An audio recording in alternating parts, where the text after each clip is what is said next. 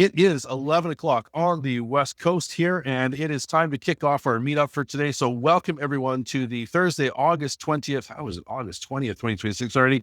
But welcome to our meetup. We've got Echo Swinford is here with us. But before we get started on this thing, we're going to go through it, and I'm just going to talk a little bit about the stuff like thanking our sponsors, like Skillwave, who is the title sponsor of the Vancouver Power BI and Modern Excel user group. Of course, Skillwave is my training company where we teach you how to be awesome with Excel and Power BI. Excel Guru is the parent company of Skillwave and also the creator and distributor of the Monkey Tools add-in to help you build better Excel solutions faster. Our next meetups that we have coming up in a couple of weeks, we have Faye Boardbar is going to be joining us to talk about practical AI in Excel, real world use cases. I'm looking forward to that, having just gone and done some training for some people on AI. It's going to be great to see what Faye's perspective is. So that will be at our normal 9 a.m. Pacific time start time. And then a couple of weeks later after that, we've got Melissa DeCorta is going to be coming to talk about some amazing Power Query stuff, how to split without making a mess. If you have not been to one of Melissa's presentations before, you should definitely check that out. They are always fantastic. So that one, do note, is going to be at a slightly different time though. It's going to be at noon Pacific, because Melissa's joining us from the Netherlands for that one. So, all right, new in Monkey Tools. This is our August 5th release that we have, with the auto expanding and collapsing formula bar is one of the features that is available for Monkey Tools Pro license users. Indenting, unindenting formulas as well for pro users. Actually, sorry, the auto expand is not. That's not a pro user feature. That works for everyone. The indenting of formulas is a pro feature. We have the letify monkey, which is also a pro feature, help you turn your formulas into let functions as well, which is great, nice and easy. And of course, bug fixes as always. If you're interested, of course, you can always go and check this out at monkeytools.ca and download a free or trial version there. We also, of course, have our Using Monkey Tools course on Skillwave, completely free for every single lesson that's in there, whether it is in a free or a pro feature, so you can sort of learn about them before you decide to take a dive. And we've added new lessons to cover the formula bar monkey, the indent formula monkey, and the letify monkey as well. So you can see all those great features in action. If you are interested in some great training to help take yourself into a solid, from beginner to an intermediate level of Excel, you should definitely check out our Excel Fundamentals Academy. There is about 30 hours of training and coaching in this. We have live Ask Ken Anything sessions twice per month. There's recordings, so you can submit questions in advance if you can't make it there. We also give you all kinds of other freebie stuff there. If you're interested, check it out at skillwaves.training. Also, if you figure you're already past the intermediate level Excel and you're ready for Power Query and Power Pivots and Power BI, you can check out our Self-Service BI Academy. This is my premier training product. Tons of training time, Ask Ken Anything sessions. You get a copy of Monkey Tools. You also get the Excel Fundamentals Academy thrown in for free because, hey, why not? And a few other things too. So definitely check out what we have at our Self-Service BI Academy. We have a couple of new courses, Skillwave 2 this summer. We have Master Your Data, a Power Query in a Day class. We have a VBA Launchpad. It's a little bit more intense, but if you want to learn how the VBA coding language works so that you can understand what your AI engine is actually building and whether it's useful, it's great framework to go through and understand how this thing is all put together. And we have also added our all access pass. So if you'd like to just, buy one subscription to get access to everything we do, you can now do that as well. This meetup, along with all meetups, is recorded and will be hosted on the Skillwave YouTube channel. If you are subscribed to this channel, you will obviously get notified right away. If you are not and you are subscribed to the meetup to come here, you will get a notification there once we actually make this live. We typically have this posted within 24 hours after the meetup is done. And my penultimate slide on this one here is if you know someone or you would like to come and talk to us about the things that you do with Excel or Power BI or anything in the Office or Power Platform stack, we would love to have you.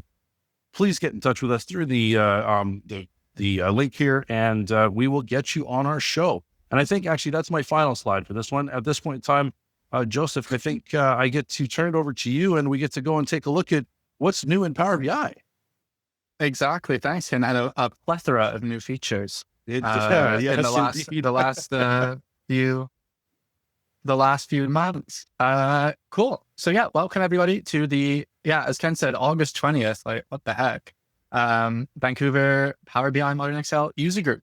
I have missed the last few sessions, so I have a few months of what's new in Power BI to present, including what's new in August. The August feature summary blog post was just released 1 hour and 4 minutes ago. So I do have a demo to go through for June and July, but I figured why not live dangerously, and we can, go through and live react to the August feature summary, because I did have a quick look through before, just before sharing my screen, and there are some cool things that I like the look of. So one thing that I will show once we jump into Power BI is we have the customized themes formatting pane is now generally available. In the last few months, it was in preview. So now we can see how we can more easily customize the current theme in our Power BI report. And we'll see that in action in just a second. The date picker for the slicer visual is generally available. I won't steal my own thunder. I will go through a quick demo with this. It was in preview in the last few months. Now it's generally available. So that's great. Whenever I show on the demo, you'll now be able to use. And one of the things that is going to help me I already know with some of the reports that I've developed is we now have the center value in the donut chart. I don't know how many years I've been using the fun hack of stacking the card visual and the donut chart on top of each other to get this effect. Now it's just available native in the visual. You can just put a big number in the middle of your donut chart and all is well in the world. So I'm really happy with this, and I'm already plotting and scheming of how I'm going to update a few of the reports I have published in a few different production environments. With this, it's going to make that maintenance so much easier. The last one that caught my eye, and again, this is just finally, I'm very thankful. Column headers now have expand and collapse buttons in the matrix visuals in Power BI. The matrix visual, I don't know. I have had a full feature session on trying to unpack and master the matrix visual in Power BI. A bit of a love-hate relationship. I don't think it was touched for many, many years. And in the last year or 18 months, we have a ton of new features in the matrix visual to bring it up to really just the 21st century. So this is great. We can now expand and collapse that hierarchy in the columns in a similar way as we've had the ability in the rows for quite a while. And with that comes a few different formatting options, as we see here. So that was just a quick rundown of the things that have caught my eye in the last hour and 7 minutes of the August feature summary. But as always, I'm just sort of picking out some of my highlights and what catches my eye. For the full breakdown of all the new features, stuff that's in preview, stuff that's come out of preview to be generally available, I would definitely encourage you to check out the feature summary blogs. But with that, why don't we jump into my demo report and we can go through some of the new features from June and July. Just to start, again, this was previously in preview. Now it's generally available. We have a new pane in Power BI that can help us customize our theme. So previously, we would go to the View tab up here on the ribbon. We would hit this theme drop down, and we could, pick between all of these themes. We could browse for them. We could customize our current theme. But it was kind of hidden away up here in this big drop down in this option on the ribbon. Now we see in our pane manager, we have this new customize theme pane option.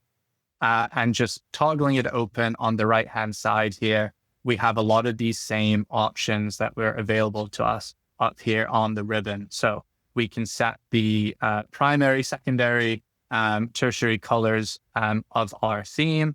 From this drop down, we can select and change our entire report theme to one of the pre-built or predefined themes that comes in Power BI desktop.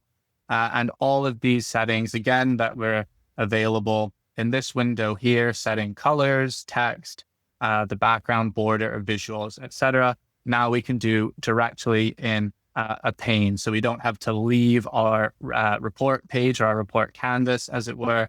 We can do all of this updating just here from the pane. So I think that's pretty cool. But let's get into some of the features. So the first one that I'm really excited about is the new date picker functionality with the filter or with the slicer visual. So if I insert a new slicer visual on my report page here, and if I add, let's see, from my date picker dimension, let's just drag date in there. And if I toggle open the format pane under slicer settings, we now have the option for date picker here down at the bottom. And what this allows us to do is to do a little bit smarter date filtering. And it can sort of be a combination of the relative date filtering, but we have a little bit more flexibility. So if I hit on this calendar icon here, we have the ability to manually select a date. And so this will be similar to the functionality we had before. I can say, just show me the data for July 31st, for example, of this year. And if I try my very best to hit apply, there we go. We just have one data point in the line chart there. I can click and I can drag as well. There we go. So I can select, like a week worth of data, hit apply. We're at the month here. Let's span. Why don't we try and span a month? We'll go from the 30th to the 1st, maybe. Anyway, we get the idea. We can span that. But the more powerful feature is this relative anchoring. So we have had some relative date filtering before. Again, this gives us a little bit more flexibility. So we have the option here to say we want to only display dates in the last, and I can say, why don't we do the last 1 year? And this is how we can now select the anchor date of this relative date filtering. Usually by default, all the relative date filtering is only anchored from today. And that can be useful, but we also may need a little bit more flexibility in our data as well. So now we can select the first date from our date dimension, our date table that we're selecting these dates from. We can anchor from the first date in that table or the last date in that table, as well as define an offset that I'm just going to set to 0. So when I apply that now, we see that currently the dates in my date dimension only go up to the end of July of this year. And I've set it 1 calendar year back to go all the way back to the beginning of August. And if we look on my line chart here, we have the 2026 values of January to July, and then 2025 values from August to December. But what's cool about this is if I pop open the Power Query editor here, and from my revenue table, right now, I just have a filter that's filtering out August. If I remove that and hit close and apply, then when my data updates and I have August data in my data model, you see that this relative filter, since it's been anchored to the last date in my data, now I'm still showing the full year of data, but I don't have to update this slicer. I don't have to go in every month and say, okay, I did have it filtered for July, but now I want to see it all the way to August and I have to shift everything a month. I can just say, no, what's the max data? Go back a year, and it just updates once my data updates. So this is really helpful for reports that do get sort of like monthly refreshes or maybe weekly refreshes, or however you want to anchor that date to only look at maybe 1 year of data or 2 years of data or 3 years of data, whatever it is. We now have more flexibility and the ability to do that, which I think is a really cool feature. And again, there's a lot of use cases I can already think of that's going to be really helpful for. So I'm just going to clear that date picker now and leave that up here. And the next feature that I'm going to look at is the tooltip sentence. So I'm going to look at the donut chart down here. And when I hover over one of the slices of the donut, we get this default tooltip. We have what the account product is. In this case, that slices investments, as well as the total balance and the percentage of the total that balance is. But clicking on this visual, if I open up the tooltips property here it is actually just under the main options. And it was right in front of me. We now have this sentence template.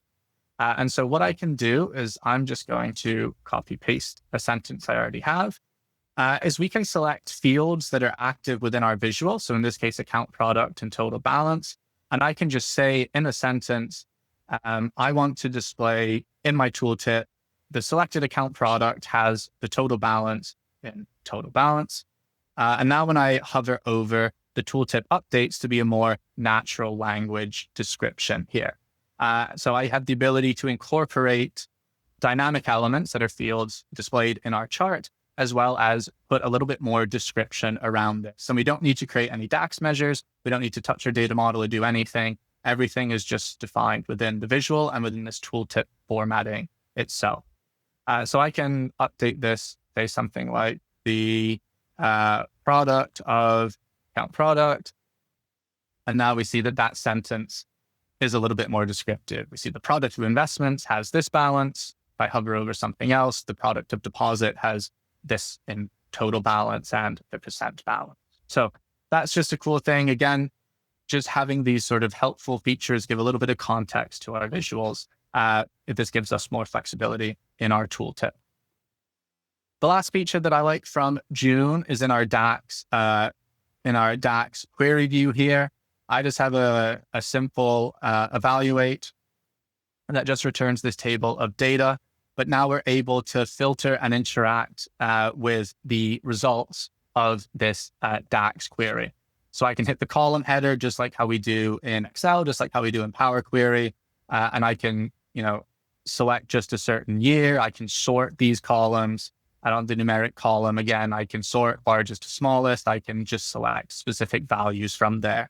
So rather than just looking at the results of your query and it being static, we have a little bit more interactivity with the output of our DAX query view. So those are three of my favorite features from the June release. We're now going to move on to July, where probably my favorite one for a little while. And again, it's one of these, finally, we have this, is better conditional formatting in our line chart.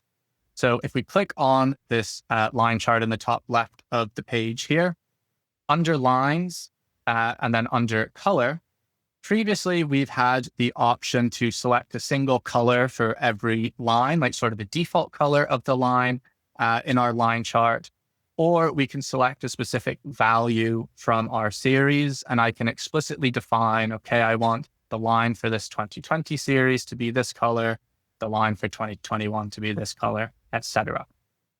However, now we have the ability to do this with conditional formatting. So what's nice about this is in a scenario with like this, where we're displaying months on the axis and the legend is in years, we can just do a gradient formatting right in the built-in conditional formatting. So based on, let's just say the maximum year, I want the highest value to be a darker blue, the lighter value to be a lower blue, hit OK. And just straight out of the box, we have a nice conditional formatting, a nice gradient where we can more clearly see, okay, darker colors are more recent, lighter colors are older years. I can update this to be a different color if that makes it easier to see. We can have like a dark purple and fading into orange. So now we can see, again, more recent years are darker, years that are more in the past are a lighter color. And we don't have to do any complicated DAX measures. We can just do this based on the formatting. We still do have the ability to control it with a formatting measure that we can define in DAX. Like this version of a line chart where I just have date on the axis and this sort of like account product in my legend looking at count of clients. If I go to the same lines area under conditional formatting, rather than gradient, I can select just a field value. I can select a format measure. And what this format measure does, I'll make this a little bit bigger, is just based on the selected value of the account product field from my product table. When it's loans, I want it to be blue, otherwise return white. And we can see now this one line really stands out if we're interested in loans and all the others are colored white. I can update this measure and we can say, what's another category? We'll say deposit. If it's equal to deposit, then return. Oh, what happened with this IntelliSense? We'll return red. And now we see we have a blue line and a red line. And just like that, it's really easy to control this conditional formatting. We don't have to go into the picker in the format pane and explicitly select colors there. It can all be controlled with a DAX measure. So there's lots of possibilities for this too. Maybe if we have a disconnected slicer, when we select loans, maybe that one pops up in blue and the others fade to a lighter color, and then we select a different value, and that's the one that's more prominent. This conditional formatting just opens up a lot of possibilities like that. The last three updates that I really like from July are all in the Power BI service. So the first one is the semantic model settings pane opening by default in the service. So what this means is when I click into a semantic model in my workspace, just by default, it takes us into this view that mirrors what we see in Power BI desktop. We don't go to a separate settings screen and then have to say, open my semantic model. It just takes us directly here, which is great because usually that's exactly what I want. We also have some more options directly within, again, the Power BI service. We have some of these data load and publish semantic model settings that should be familiar to us if we're using Power Query in Excel, or if we're using these same options in Power BI desktop, toggling on and off auto date time, parallel loading of tables, etc. Now we have some of these options, not just in desktop, but available to us in the Power BI service. And one that made me very, very happy is now we have the Tyndall view in the Power BI service. So I demoed this feature in the desktop app probably about a year-ish or so ago. And now we can update and look at full control of our semantic model within the service. We don't even have to, download a copy, make updates, and republish it. Whether that's manually or automatically, we can do this directly in the service. So if we want to update something from our date dimension, maybe we can just script our date dimension here. We can make updates to the measures or the columns or the table definition down here directly within the service, and off we go. So with that, I did try to cram a quarter's worth of new features into about 20 minutes. So I did just pick my highlights. Again, if you are interested in what's new in Power BI from June, July, or August, I would definitely recommend checking out featured summary blogs, where not only do you get to see the exhaustive list of everything that's in preview or generally available, but you also get to see user comments and feedback at the bottom, which I really like going through to see what bugs people have seen, what people like, and just feedback of what's new in Power BI and what to look out for.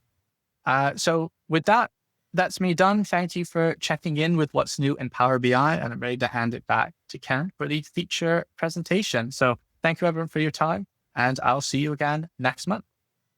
Thanks as usual, Joseph. Really appreciate you coming and doing this. And I got to say, I always appreciate how brave you are to sit here and wax poetic about a donut chart when we've got a visualization session happening. That was incredibly. I was just thinking how jealous I am that you have better theme editing tools than we have in PowerPoint. So There you go. Awesome. Well, you know what? Again, thanks, Joseph. Really appreciate it. And now it is my great pleasure to welcome Echo to our program, because you've never been on the our show here before. So welcome. It's about time. And I don't know why it's taken us so long to get you here. So because I don't do Power BI. I don't know. Whatever.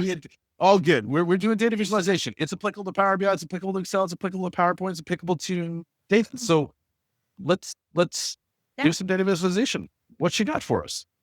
All right. Let me share my screen and I will get started. Let's see if I can get this to go. Teams and I, Ken will tell you, Teams and I have a love-hate relationship. I'm not sure there's much love there, Echo. I wasn't going to say it, but I'm sure my things over here. Yeah, you know me all too well. So for those of you who don't know me, I am a PowerPoint MVP. So I will be kind of tackling some of this through the lens of slides as well as through data viz. But I got my start, oh my God, last century. And when I say I got my start last century, I feel so old. But I got my start a long time ago working at a med ed company. And so I had to do charts for a physician. and some of their charts are pretty bad. If any of you work in the sciences or engineering areas, you know what they're up against, you know what we're up against. And so I had to learn to make charts, and I would hit all of the websites for all of the Excel MVPs, and I learned so much from them. So anyway, you all are way better at Excel, Power BI, all of those things than I am. But what I can do is I can make a darn good chart, and I can also help you understand why your charts are more effective. And so that's what I want to do today. And I know that you want me to just like jump in and start telling you, how you start improving your charts. But what I really want to do is spend just a few minutes talking about how our brains organize information. And that's because if you can understand kind of how your head works and how we decipher visuals, it will help you make better decisions on your charts when you're formatting them and designing them. So that is the goal for today, is to give you some tools here for designing your charts. So the most important thing that you need to know is that we process information using both audio and visual channels. And the challenge is we can't actually do both at the same time. Now, like I said, I'm a PowerPoint MVP, so I am practically required to mention slides and presentations in addition to the data visualization. And there are actually studies that show that if you have a lot of text on your slide, your audience is reading and they are not listening to you. And I can tell you from experience, that is very much the case. It's also the same thing with your charts. If the people are trying to figure out your chart, they are not listening to you. Now, people actually recall less of your presentation if you have too many words on the slide. Your brain filters all the sensory information, and just a little tiny bit of it stays in your short-term memory. So you want to think of it like threading the eye of a needle. It's better to give your audience information in small bits rather than just doing a huge data dump. So you should not expect people to consciously decipher your screen content at the same time they're trying to listen to you. That's really the point I'm making here.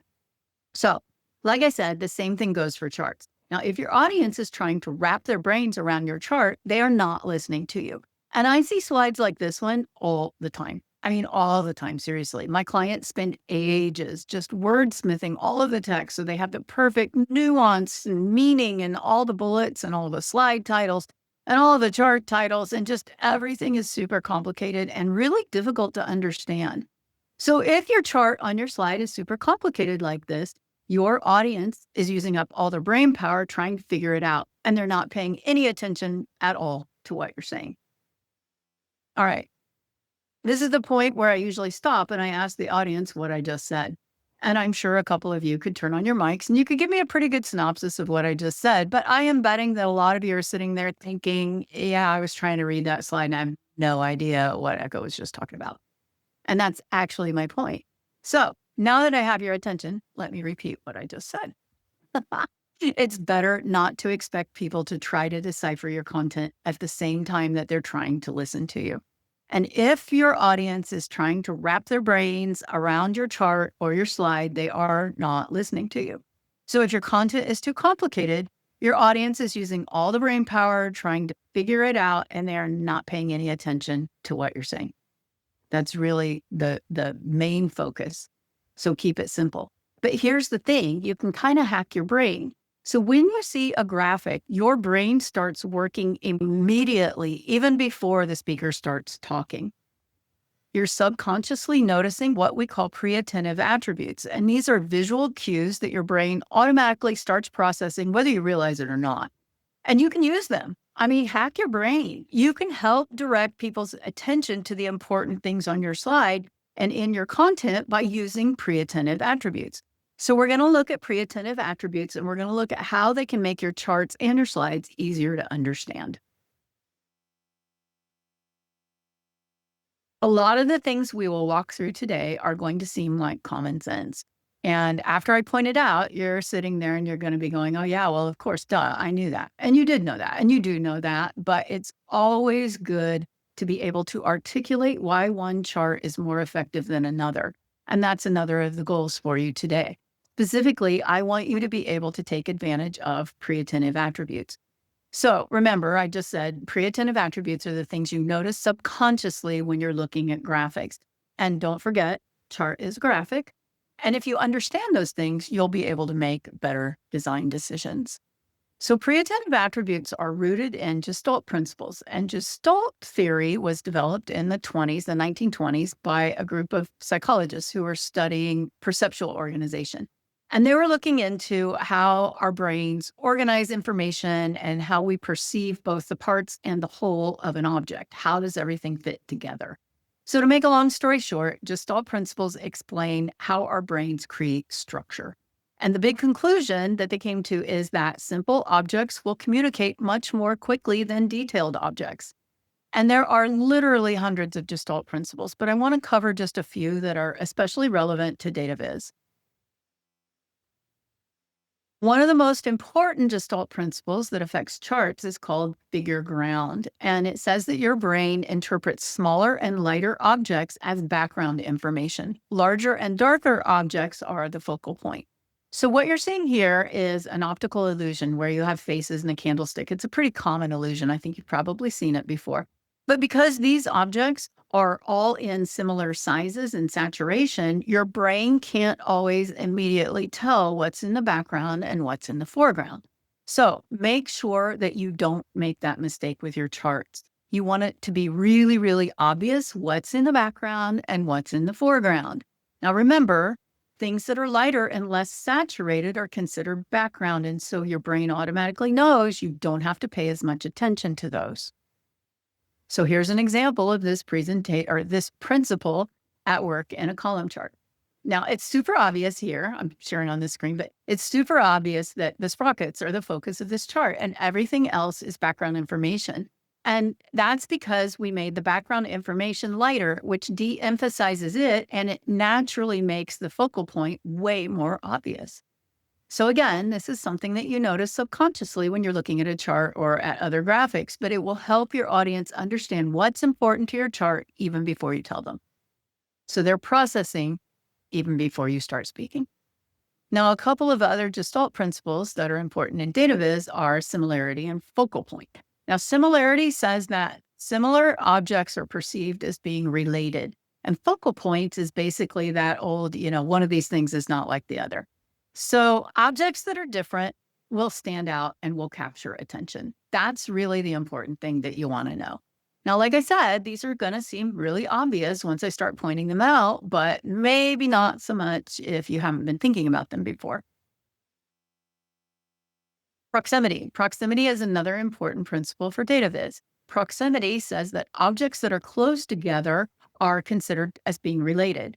And that's because our brains group these objects naturally. They group them together, even if there isn't an obvious border around them. So honestly, sometimes this is really very much about white space. Proximity is why white space is so important for your charts and your slides. And it's because white space helps your brain identify what's important and know what to look at. Now, related to proximity is a principle called closure, which you see right here on the left. And it says that open structures are perceived as being closed. And even if you don't have an actual frame around the objects, even partial frames can help enclose those objects, like you see with this triangle shape here. It makes them feel related. So that's why you don't have to have an actual outline around your chart, because the principle of closure means that our brains will perceive your chart and the data points and all the labels and all the pieces together as a whole. So the principle of continuity then picks up on that more and is more obvious when you're looking at line and scatter plots. And it says that objects moving in the same direction are perceived as being related. So for example, if you're looking at something like this, you're not going to think that this line goes down toward the bottom left and then, all of a sudden reverses and goes the opposite direction. Like, that one is going like this and one is going like this. It's not. So those are, closure and continuity. Okay, so where am I going with all of this? All of this stuff is the stuff that our brains are processing whenever we look at a graphic. And again, I'm going to repeat it once again. A chart is a graphic. It's a graphical representation of numbers. And if you do it right, you help your audience quickly point, which is also known as your story. You hear a lot about storytelling and data and storytelling and presentation. That's your story. What's your main point? It's the story in a nutshell. So if you use the Gestalt principles and those pre-attentive attributes, you'll end up with a chart that's very understandable at a glance and that makes life a lot easier for your audience. And that, again, we're talking about goals. That's the overall goal. You want people to be able to understand your point at a glance rather than having to study something super complex or a big spreadsheet, just throwing a spreadsheet out at them. They may come away with a completely different understanding than you expected. So you want to help them get to the point at a glance. All right, I'm going to stop for questions. You can open your mic. You can type in chat. Anybody have any questions before I move on to my next? See if I can find the chat here. Here it is. Anything? Oh, you guys are all going to leave me on my own. All right. We've got one question here, actually, I think from Scott, going back to the starting slides. Given the visuals draw attention away from words or explanations, would it be beneficial to provide a quick summary of the graphic right before actually showing it in a presentation? I mean, I think it can be. Sometimes it depends on how complex the graphic is. Sometimes it's good to highlight and subdue and walk people through it just step by step and break it down into chunks. But yeah, if you give them an overview of what they're going to see, that might help them parse it a little more quickly. Absolutely. I think that's it for the question queue so far. All right. Cool. I'm going to move on. Creating emphasis and content. Emphasis and contrast. All right. So emphasis is really, it is all about contrast, actually. Contrast is mostly about size and color. And this is what you want to do with your charts. You want to create emphasis and you want to use contrast to do that. So if you were looking at these two slides, these are two slides, which would you say is more compelling? The one on the left or the one on the right? You can type in chat. You can tell me right. Yeah, right. Yep. I hear rights. Yeah, obvious. I mean, it's obvious. Of course, it's this one with this big, bold white text on this dark blue background. You all got it right. Huh. But that's because of contrast. So contrast identifies the important information on your slide. Your eyes will naturally look at the area of most contrast. And it's one of the easiest ways to add visual interest to your charts. And it makes your audience want to look at the information that you're presenting. Now, the important thing to remember is for contrast to be effective, it has to be strong and it has to be bold. You can't be wimpy with your contrast, okay? So let's do a little exercise with this ad. I like this ad. I'm going to ask you, unmute your mics if you want and talk to me or type in chat, whatever works best for you. But what do you look at first when you look at this ad? This is always one that's challenging because everybody looks at something different, I think. But sometimes we get some unusual answers. I'm seeing people, the shoe. Yep, you're all looking at the shoe. Occasionally, the title jumps out. Yep, John, title jumps out to a lot of people. The words at the top left. Yep, Scott, black part of the shoe. Absolutely. You guys are absolutely right. I mean, magazine ads are really, really great for using contrast in different ways and demonstrating that principle, that Gestalt principle, actually. Contrast can be size, it can be shape, it can be positioning, it can be so many different things. But I would say that size and color are two of your most effective strategies for creating emphasis in slides and in charts, both. Because what you're doing when you do that is you're also creating a hierarchy. And for this one, for example, those of you who the text jumped out to, I mean, you know that big, bold text, that's what you're supposed to read first. It's huge, it's bold, it's in the upper left. In English, we read top to bottom, left to right. But even if that were in a different language, you would still know that that text is the most important thing on this page. You know that the name of this shoe is, Nike Zoom Hyper Rev. Like without a doubt, you know that's the important thing. So yeah, you're looking at the title and you're looking at the shoe because those are the most contrasted. Occasionally I'll get someone say the Nike swoosh jumps out at them. And that goes to that whole, one of these things is not like the other. That red stands out. That block of red stands out to some people. So yeah, it is interesting, Scott, that those decisions are made in a fraction of a second. Like this is just your brain. What is that thing? Your brain on drugs. I mean, this is your brain like just doing its thing. And it's just this is how our brains work, and this is how we perceive objects, simplicity, and how they fit together as the parts of the whole. So yeah. And yes, the swoosh would jump out more if it were bigger. So that's what I mean. You don't want to be wimpy about contrast, right? Just a little tiny little swoosh of red, a bigger swoosh of red is going to jump out more. So what we want you to do is we want you to think about your charts like billboards or like road signs. And I know that sounds really, really simplistic, but seriously, which of these is going to make you want to buy more shoes? Something like this on a billboard or something like this in a spreadsheet? It should be a no-brainer, but I see stuff like this all the time. I don't want to look at this. And when they're tiny little cells, oh my gosh, no way. I don't want to look at that. Interpret it for me. Give me something I can look at. I mean, here I plotted that data from the spreadsheet, and I admit it's not as fun as a billboard, but it's a lot better than the spreadsheet, right? And the bonus here is you can see how sales rep 7 sales have really improved compared to this. Look at that. I mean, that actually tells you the story at a glance. You don't have to do so much explanation. Now, the title's doing some lift there as well. We'll talk about that, but you get the idea. So we are talking about making your charts glanceable like a billboard by creating contrast and by adding emphasis. And to go along with and support contrast and emphasis, you have to have white space. I talked about it briefly, but I want to show you that white space doesn't actually have to be white. It just has to be empty. Now, sometimes you'll hear white space. It's circled right here. It's called negative space or empty space. There are a couple of names for it, but white space, just like with contrast, white space helps identify the important information on the chart and the slide. And it calls attention to the important bits and it gives your eye a place to rest. Here's another example. This is all white space, even if it's not white, it's empty. Now, this is my perfect example of no white space. Now, I know that we don't see charts this bad. People are a lot smarter than this. I used to see these all the time. I mean, literally this bad with these little grids of black lines. And I mean, it was just, oh my gosh, when I got my start last century, this is the kind of stuff I would see from the physicians. But there's just so much going on here. You don't even know where to look. Yeah, I'm seeing in the chat now. Yes, that's exactly right. That's kind of where my eyes are. So what happens is when you have something like this, you just keep piling on more and more color and more boldness, trying to make things stand out, but none of it is effective at all.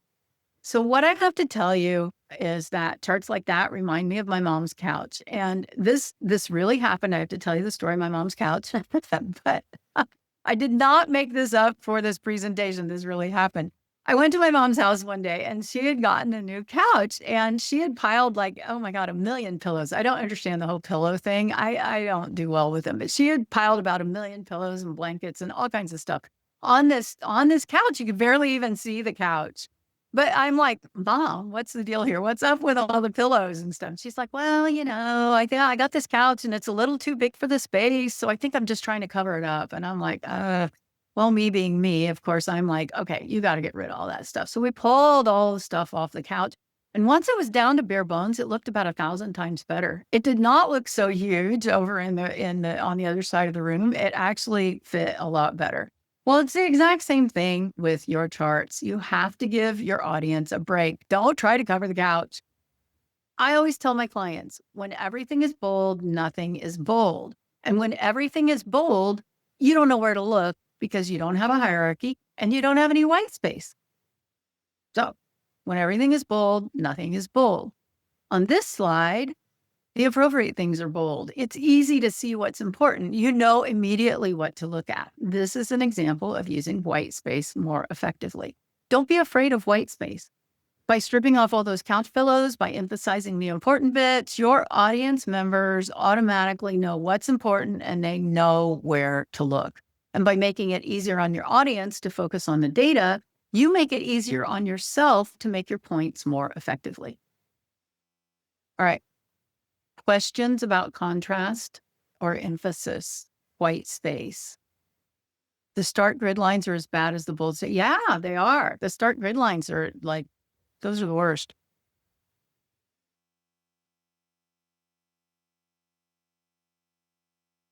Any? No questions? All right. I'm going to move on. Feel free to throw them in chat or just unmute and ask me. It's all good. Okay. We want to talk color here. And one of the things that audiences usually want is, just tell me what color to use. They want me to help you choose better color. And I hate to break the news to you, but with charts, it's actually better to use fewer colors and to use them with intent. So in this chart, the columns are labeled so you already know what all of these individual bars represent. They're all different products. And there's no reason to make the bars all different colors because they are all labeled. And in fact, more color means more categories for your brain to process. So using the different colors visually separates all of these items in the chart, and it makes them all look different and seem different from one another. And it also might make your audience wonder, like, what are all these different colors? Like, what's the point? Is there meaning here? And so now they're distracted and off on a tangent trying to figure out what those colors are. Really, what you want to do is you want to encourage people to compare all of the items as a whole and see that ranking pattern that they form. And by using all the same color like this, it encourages you to see the chart and the objects as that one piece, as a whole. And so now you're looking at the data and you're looking at the ranking of the items and you're not distracted by all of the different colors. So this is more effective than having all the different colors on all of the different bars. What you really want to do is you want to take a step farther and you want to use the absence of color to the items, and that naturally emphasizes others. And we looked at that a little bit earlier briefly. So this is one of those pre-attentive attributes that your brains will process automatically without you even realizing it. You know in this chart immediately what's important. We call this technique adding a highlight color or an emphasis color or an action color.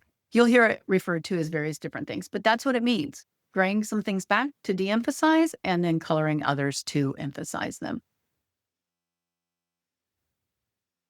Now, overall, what I want you to take away here is that too much color is visually overwhelming. It's hard on your eyes. It makes your brain have to work harder.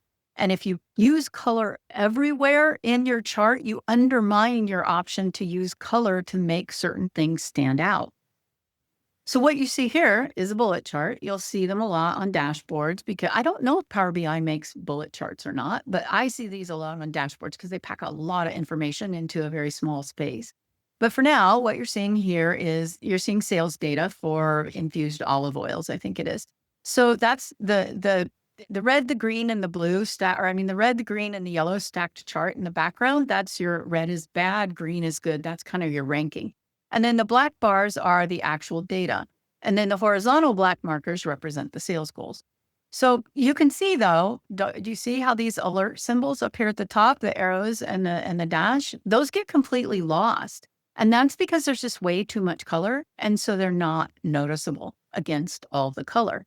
But if you look at the same bullet chart with neutrals, all the same data is there, but this time you can see those alert symbols much more easily. They stand out because they're against more neutrals. So remember, when everything is bold, nothing is bold. Too much color is just another example of everything being bold. Questions? I see some chatter in here. Let's see. I'll come to Mexico. Sure. Legend. Yeah, we'll talk a little bit about legends. Direct labeling is often a little bit better. Yeah. Anyway, let's see. Too much oversaturated color. Yes. Brand color to rebrand. Yeah, different brand colors are hard. So I'll tell you that when I have clients with a really, really strong brand color, like red, a bright orange, something like that, what I will often do is I will make the theme for PowerPoint or Excel, we'll make it more neutral, like maybe more blues with some greens, something like that. And then we'll put the red in as either a custom color or as like dark 2, because it doesn't get used automatically in charts. And then people have to use it with intent. So they choose it intentionally. And my clients actually like that phrase a lot, use it with intent. So they don't just have red everywhere on their slides. They might have, a neutral tan or taupe, and then they highlight things with the red. So it really helps it stand out and it makes that brand color be something to look at because you know it's an intentional usage and it's not just going to end up everywhere. So that might be a tip that helps. Anything else? Yeah, you can refer them, Mike. You can refer them to me. No, just tell them that. I mean, you can make them a different color, but often there's no reason to. And it may take your audience a little bit longer to parse the slide. If they want it, if the point is ranking and comparing that data, you want it to be the same color. So just because you can, right? That's that. All right, let's talk chart junk now. Let's see, what do I want to say? Chart junk is, I mean, honestly, it's just chart junk. Getting rid of chart junk is essential to making your charts as clean and as glanceable as possible. So when you have too much stuff on a chart, your brain can't process. We already saw a lot of that. But your brain just doesn't really know how to know what's important. So that's your job as a chart designer, is to help determine what's important on the slide. And it goes back to that: when everything is bold, nothing is bold. So do you know who Edward Tufte is? Anybody? Hopefully, some of you, maybe. Tufte is kind of the godfather of data visualization, I would probably call him. But I don't always agree with some. He has some things to say about PowerPoint that I definitely don't agree with. He has some things to say about Excel that I definitely don't agree with. But he did coin the term chart junk, and I do agree with this. He defines it as anything that doesn't help in understanding. It's just decorative. So if you go online and you search for chart junk, you're going to find some very extreme examples of chart junk, like you see here. Bananas, right? These are a little bit blurry because I did the screenshots from a YouTube video that talks about chart junk, and that link is down here in the reference there, like down in the lower corner, if you want to go look at the YouTube video. But usually things aren't even this extreme when you start looking at charts with chart junk. But these crazy bananas, I mean, it's obvious that those are completely unnecessary, and they're not helping this chart that has like a million different layers and levels and this 3D Z axis chart crazy thing. And then this one has these weird shiny columns. And then this one, these look.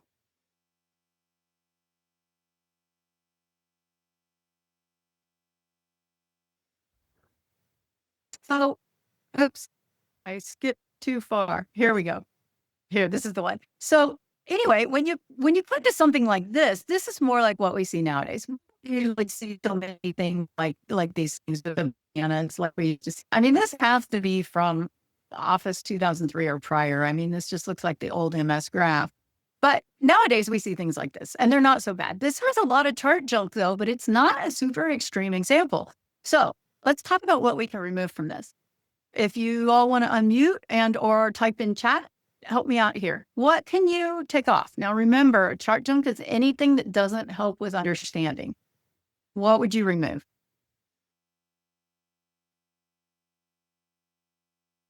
Legend should go away. Absolutely. Color. Color's key. 3D frame. Yeah, you don't need that frame. Lines. Remove the X and Y axis titles. Absolutely. Multiple colors. What about all these extra zeros in the axis? You guys know, do you ever use number formats? Yep. Simplify Y to $M. Yes, absolutely. I would do that. The whole thing. You know, one of the things that kills me, honestly, is the word months. I mean, come on, it says January, February, March. Hello, do you really need it to say months down there? That's when I start leaving off the axis titles, things like that. All right, I think you guys nailed all of them. But when you remove the chart junk, you can easily get to something like this. Very, very simple. Average income per month, 54321 million. Easy. Color stripped. We have an action color on there. Very good. You could also remove the dollar signs. Absolutely. You could just say average income per month in millions and then take it off. If you take it a step farther, you can actually add data labels and you can remove the axis. You don't have to have both. Now, this is something that I did not often win this argument with my physicians. They wanted data labels and axes labels. And so I would often end up with both. You're not always going to win the argument, but you can try. You can show them a better way and give it a shot. Now, we've gone from this one on the left, which wasn't horrible. I've seen worse charts. I've seen those with weird bananas, but we've gone from the one on the left to this one on the right, and it's a lot easier to determine what to pay attention to. Again, this is your brain working just automatically with pre-attentive attributes. So we've leveraged those here. Questions on chart junk? I always use the 3-letter words for months. That's a good way. Yeah, I often abbreviate months, but I still don't think you need the axis label. But yeah, you can totally do that. I don't know if there were any other questions up in here. If there were, oh, here's one. If you have a column chart, chronological or numerical order. You know what, Mike? I'm going to talk about sorting, so we can look at that here in a few minutes. I think I have one more section, and then I think I go into sorting. It's put a pin in that. We'll talk about it. All right. Well, let's talk legends versus labels. So here's a chart with a legend, pie chart with a legend. My advice is, as much as possible, don't make your audience bounce back and forth between the chart and the legend if you don't have to. Now, sometimes you will have to, but can you see how it's a lot faster to read the chart on the right over here with the direct labels than the one on the left where you're bouncing back and forth with the legend and the numbers and the chart bits? Again, this is the stuff that happens just automatically, instantaneously because of pre-attentive attributes and all of that. So your brain is just going to work, and you may not discern that there is a difference in time, but there really is. It takes a lot more brain power and brain work to do that. So that means that your audience is not listening to you because they're bouncing back and forth between the legend and the chart. So in this case, you might think that putting the legend on the right would help, like this, right over here, but it really doesn't. And in fact, it's kind of out of order. On this last point, it's out of order. And so it's a little bit of a brain bender, and it becomes something that takes a little bit longer for your audience to interpret. Because see, I would expect this to go by the last points. And so it would be gizmos and then widgets and then sprockets. But in Excel, your legend is ordered from the first point. So it's widgets and then sprockets and then gizmos. So it doesn't matter where your data points actually are. It's about that order of the data in there. And so it may or may not match. And so that can be a little brain bending. So, this one is no worse than this one in that case. They're both legends. They're both theirs. They're both there. But especially with line charts where you can, direct labeling, like what you see here, is a lot easier, and it's so much faster to read and to parse. And that helps us get to glanceability because it's just labeled right there in line, easy peasy. There's no bouncing around. It's just on there easy. This also, when you do direct labeling, you can gray out what's not so important. And so that also helps us get to glanceability, and you're leveraging those pre-attentive attributes in these charts. So here we have all three showing, and then here we've grayed out. And they're both gray. They're both the same color of gray. But remember, we had continuity also. I know that this line doesn't go like this. I know that I can tell which line is sprockets and which line is widgets and which way they're going. So your audience knows at a glance on these what's important without even thinking about it. So we keep going back to that. When everything is bold, nothing is bold, and glanceability and all of that. Now, adding a data label to just one data point is something a lot of people don't know how to do. So I wanted to give you these instructions for how to do it. I can demo this later if you want, or if you don't know how to do it, if anybody needs to see this. But basically, you're going to select, you can add a data point, or you can, add your data series. Select, when you click once, it selects the whole data series. Click again to select just one point, and then you can add a data label to just that one point. It works the same way in both PowerPoint and in Excel. I'm not sure about Power BI. I'm not a Power BI user, so you guys can tell me that. I often actually have to use text boxes depending on what I'm working on, and I'll show you some examples here in a minute. But if you use a data label, it will update when the chart's data is updated. And if you use a text box in Excel, you can point it to a cell. And so that becomes an easier way to make sure it updates properly. It's a lot harder to do that in PowerPoint, but there is less of an error if you can use your actual data points. All right, so let's look at some examples. Now, line charts are maybe the most obvious type to add a direct label to, like I just showed you, but column charts, I want to show you some here. Of course, you can add direct labels to column charts. Now, same thing, same technique that you would use with the line. You would select the data series, click again to select just that single data point, and then you can add the data label here. The manual text box and line, which is what I used, it just was easier to align and to position these manually. Especially when they're outside of the bars like this. Sometimes the text boxes are easier. So that's what I did. Now, sometimes it's going to be hard to label column charts. So in those cases, just leave the legend as it is. Leave it in place. Right here, it's just up at the top. It's easy to see. I like the legend being horizontal rather than stacked vertically in this case, because the legend now goes in the order of my chart data, blue, yellow, orange from left to right. And so little things like that, like keeping that legend in the same order as the data, will make it easier for your audience to parse, to read your chart very quickly. Now, honestly, there aren't any really hard and fast rules for positioning the legend. Now, usually they're placed outside of the plot area, but if there's room and the legend isn't covering something, you can put it inside the chart area. You can use those legend position tools to position the legends, or, right. You can use those. Sometimes I use a combination of like positioning it to the right and then dragging it up or down or something like that. So I'm using a combination of just dragging my legend around and actual tools to position. Also, you don't usually need a border around your legend. It's just adding chart junk. Sprocket revenues are increasing year over year. If you have a combo chart like this, or if you've created a range with your data, or like a target or a trend line, something like this, think about adding direct labels to those also. And in this case, I use data labels for the numbers, and I just use text boxes for the revenue and the percent of sales.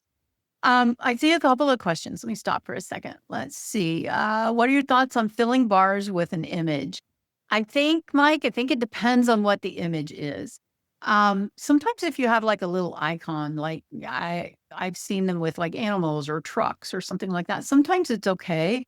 I want to use whole numbers though. I don't want to see like half a truck or, like just the back end of the horse, right? So be really careful with that. Make sure you're rounding to whole numbers if you're going to put pictograms or something like that in there. If it's just an image, like a full-on image, probably not. I think it's going to be a lot easier if you just stick with solid colors. Personally, that's my thought.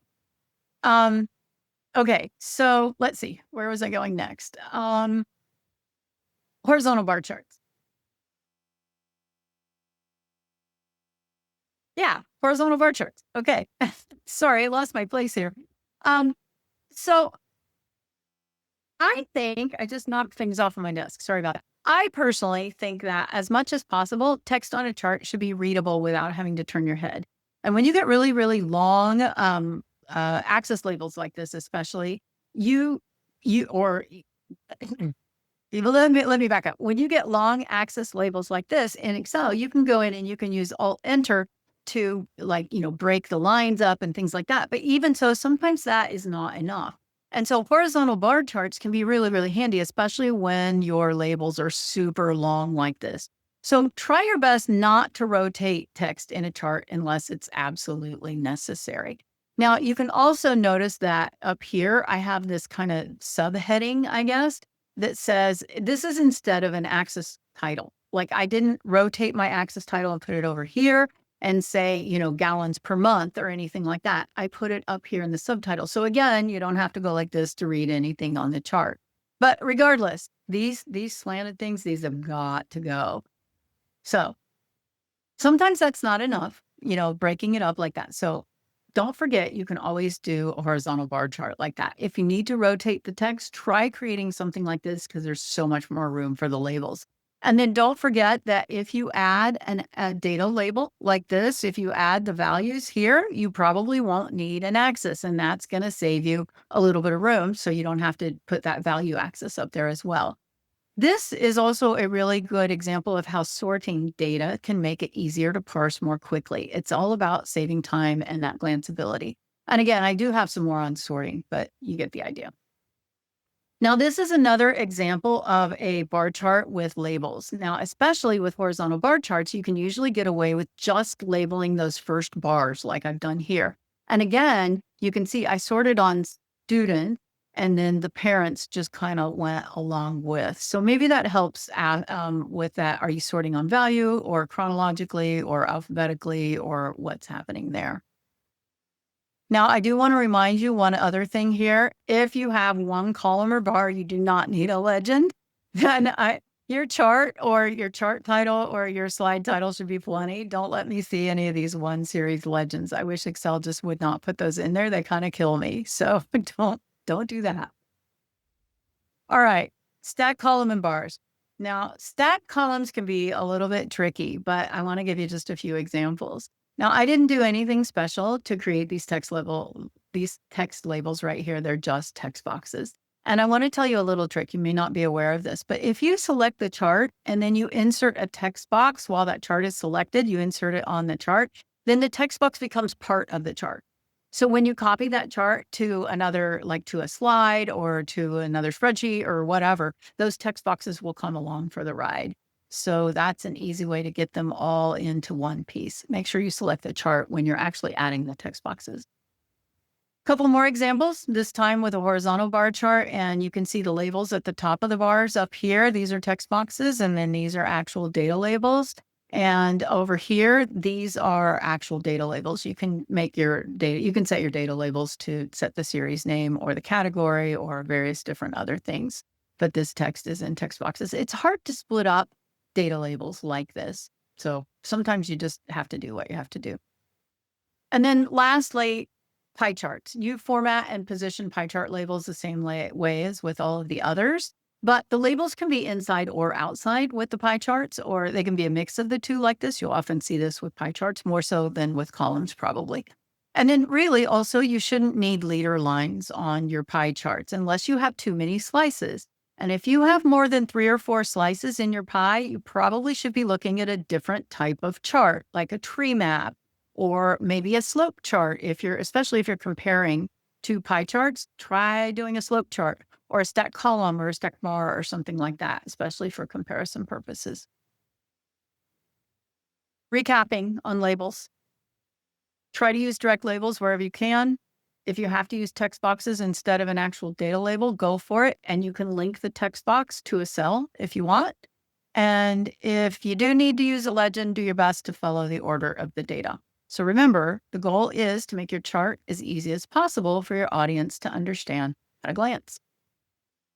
All right, labeling questions. I saw a few in here, but I may need a recap. Never use pie charts, not a solid rule. Yeah, that's not, I don't agree with that. Never use pie, I don't necessarily agree with that. I'm sorry, but I have to say. Let's see, what else? Color the labels to match the lines. Yes, you can absolutely color the labels to match the lines if you'd like. Sometimes that helps with readability. If I've got gray lines, I will often use dark gray or black labels. Accessibility. We still want everything to be readable and visible. Sometimes you might have to bump up the font size in order to meet accessibility guidelines. So there is also that type of thing. Markers for continuity. Sure, that works. We talked about filling with an image. Would you ever put the direct label on the highest value on the chart? Yes, absolutely. That's a great way to go, Jack. You can absolutely put your labels on the highest point or the largest value. Absolutely. If that stands out, you would put it on the least one too. Sometimes it just depends on your data, what is the easiest way to label it. All right, let's see. Axis is not time. Yeah, I may have made a mistake. I totally could. Let's see. Anything else? Bold data labels, not bold axis labels to emphasize data labels more. Absolutely, you can do that too. All right. Let's talk about your chart titles. Chart titles. We've been talking about labeling, but I want to spend a little bit of time here because chart titles can do a lot of lifting. I know it's really easy to just slap on a label like this annual sales and be done and just move on. And sometimes that's actually appropriate, especially if your audience needs to see the information with no interpretation. And in those cases, you're going to just add a topic like this and just be done with it. That's called show me the data and let me figure it out. That's the technical term. But a lot of times, and especially with business and marketing presentations, your audience needs you to get to the point. And more often, they need you to tell them what the point actually is. And that's when you need to start thinking about your chart titles like headlines. And in fact, there is research that shows that your audience looks at your chart first, and then they look at your headline. But the headline is what they actually remember, and it reinforces and helps them remember what the chart looked like itself. So they kind of go together, but the headline is what they really, really remember, and it reinforces the chart. Now, sometimes you can even skip the chart title and you can just put that information in a slide title. If you're doing this, if you're presenting in PowerPoint instead of Excel, that's okay too. They're kind of the same thing. Chart title, slide title, I don't care, but you can use them to help tell that story. And then you can also put these subtitles in the smaller fonts if you need to add more clarifying information. So we talked about that a little bit earlier, but if you take a page from a consultant handbook, charts and slide titles are written with a takeaway. So you should be thinking, what does it matter? Why is this important? What's in it for me? What's the point? But first, you have to actually know what the point is. And then second, you have to give me that key takeaway in the title. So for example, if you saw this next chart, what would you say the point is? Any takers? Anybody want to unmute? Anybody want to type in chat? What do you think this chart's about? Sales are seasonal. First quarter sales were bad. Scale skyrocketed. In the fourth quarter, they skyrocketed. We're on a roll. We're on a roller coaster. Don't positive trend going well. Sure. Don't leave your audience hanging. You need to tell them what the point is. That's part of being a good chart designer and helping your audience understand the chart at a glance. So use that chart title to help tell that story. Don't let them make it up. They may come out with something completely different than what you intended. So even though you want to use chart titles to help tell the story, you still need to keep them fairly simple so that your audience doesn't have to work too hard to understand what the chart is about. And that's something I see my clients do a lot. They make these really, really complex. And even though there's not very many words, I'm sitting there thinking, what does that even mean? And then I'm tuning them out. You don't want them to stop listening to you. Make it easy, make it simple. This was pretty generic and it doesn't say a whole lot, but it's still appropriate for a lot of different scenarios. But what if it said something like this? Gala apples are the most popular. That's what people are going to remember, and that's going to help reinforce this chart. It's much more descriptive. So don't forget that you can add those units of measurement, all the other information in this subtitle right here, instead of adding more labels that will clutter the chart, make you turn your head, all of that kind of stuff. Now, in this chart, we added billions of bushels and the dates right up here to give that additional information. We could have put the billions on the y-axis. It works so much better up here, and it's so much easier.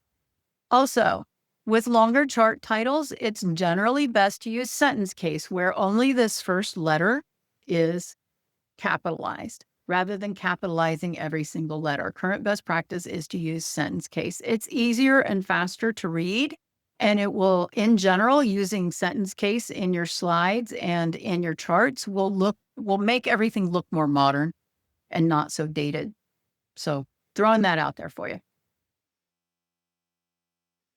All right. And then don't forget that you can do things like adding annotations to your charts as well. So annotations are just additional information that you add to a chart, and you can use them to indicate, milestones, important points, ranges, things like that. They can be text, they can be arrows. Sometimes you might have a dotted line somewhere. Sometimes you might have a little star to indicate a specific data point. Here I added a little sun to help us indicate that we had a heat wave in August that delayed the apple harvest. And I'm going to bet that that's going to happen this year as well. Because I don't know about you, but we had a heat wave in August. So, notice how simple this is. It's very, very simple, this annotation, but it's also very effective. It stands out because the rest of the chart is super, super clean. So that annotation can stand out. So now that we've covered this, I'm pretty sure you're going to start noticing chart titles a lot more than you ever did before. But I do want to say that I really love what Ann Emery and Stephanie Evergreen have to say about creating chart titles. And so here are some links to some specific posts that they've made about chart titles if you're interested in reading more about them. But I highly recommend these blog posts and their information about that. My best advice for you is to think of your chart titles like headlines and don't keep that key takeaway a secret. Questions about chart titles?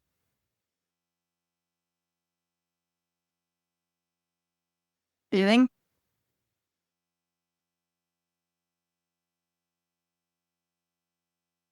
Hey, Echo, it's John here. Hey, One John. thing, yeah, you showed a chart with it said annual sales at the top, but the x-axis had quarter numbers, and I was so focused on how there was that disconnect that I have no idea what the data in the chart was, and that's Well, something that's that's probably, important.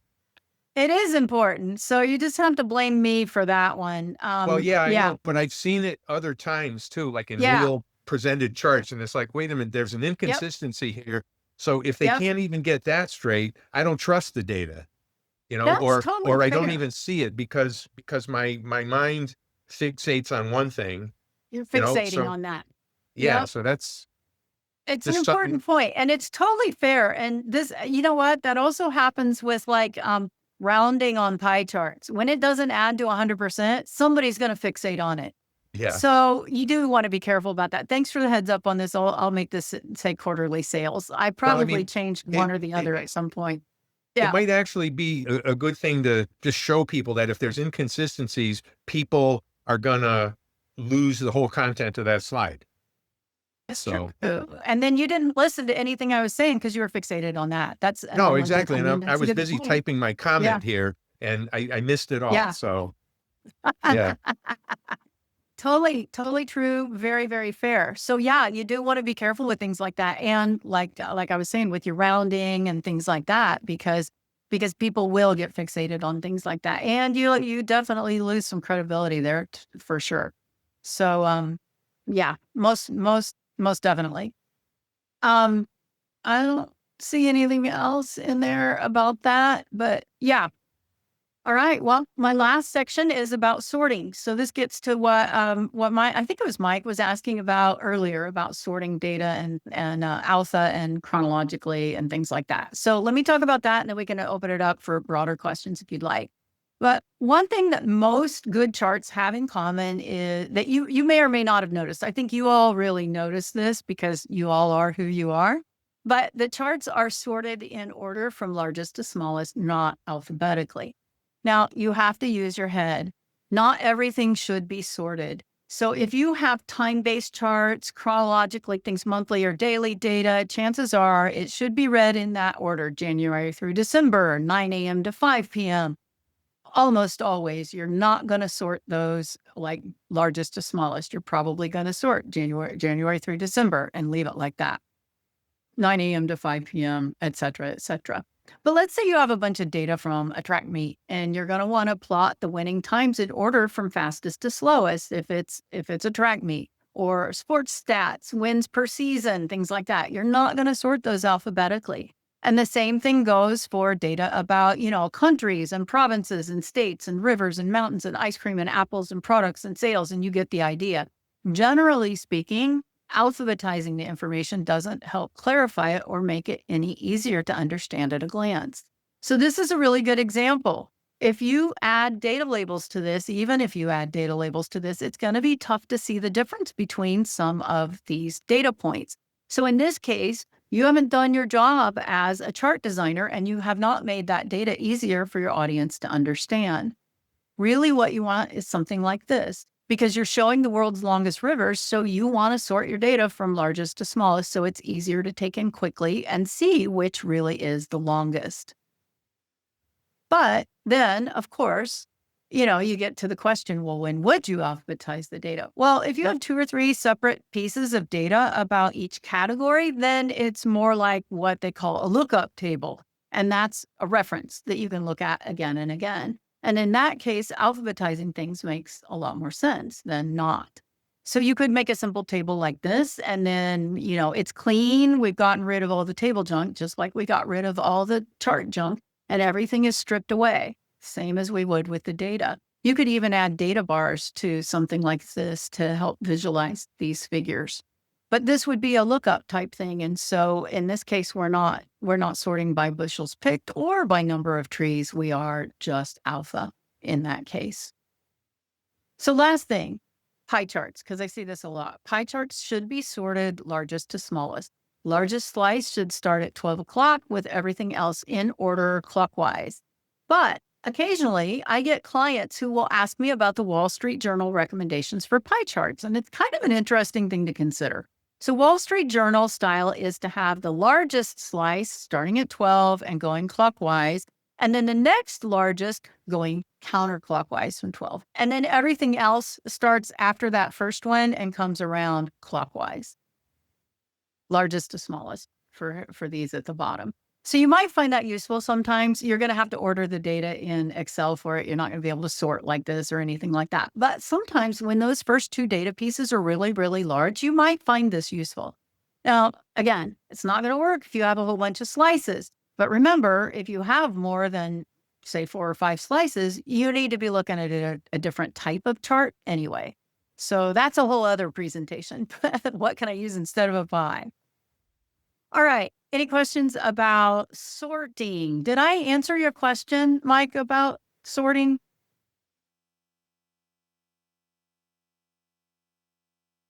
While you're okay, good. I'm glad. All right. Key takeaways for today. Woo. Leverage your pre-attentive attributes. Make sure that you're thinking about those, thinking about what's important in the chart so that you can help your audience focus on what's important. Create emphasis, use color, use size, use what you need to use to create emphasis, and also use color with intent. Don't just slap a bunch of color on there willy-nilly because you think it looks good, because it's not really going to help things. Get rid of all the chart junk that you can and use inline labeling when you can. So get rid of chart junk and get rid of legends if you can, I guess I should say. And then treat your titles, your chart titles or your slide titles, whichever they are, treat them like headlines. What's in it for me? What's important? What is the point? Help your audience understand that, and then sort your data appropriately to help add clarity and glanceability to your charts. Those are my key takeaways for you. Thank you for your attention. Anybody have any questions? I don't see questions coming in, Echo, but that was fantastic. Thank you for the presentation. Really appreciate it. It's always good to get some good data visualization that applies to everything we do, no matter what application you're in. I love that. So exactly. Yeah, thank you so much for coming. I wish we'd had you on here earlier. We'll get you back at some point in future as well. But it is great to see you again because it's been too long. And thanks everyone for coming and being part of this. We will get the recording up in the next 24 hours or so. So watch out for that. Don't forget, folks, the next meetups are open for RSVPs. So come and check out what we've got coming up with Faye and Melissa over the next month. And once again, thanks all. And again, thanks to Joseph, because I keep forgetting at the end of the presentation to thank him too. So we'll see you all next time. So cheers, folks. Bye-bye now. Thanks, everybody.